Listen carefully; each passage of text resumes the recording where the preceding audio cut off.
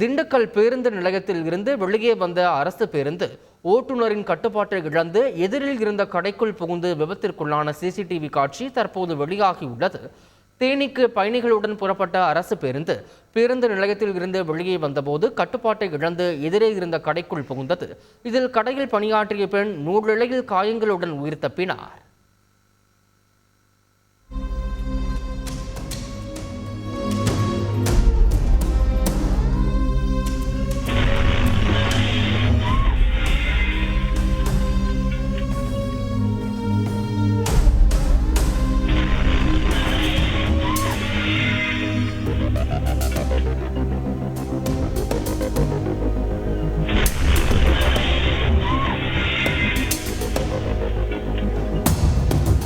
கேரளாவின் பத்தனம்திட்டா பகுதியில் இருசக்கர வாகனங்கள் நேருக்கு மோதிக்கொண்ட விபத்தில் இளைஞர் ஒருவர் பரிதாபமாக உயிரிழந்த நிலையில் பதற வைக்கும் விபத்தின் சிசிடிவி காட்சிகள் வெளியாகியுள்ளது.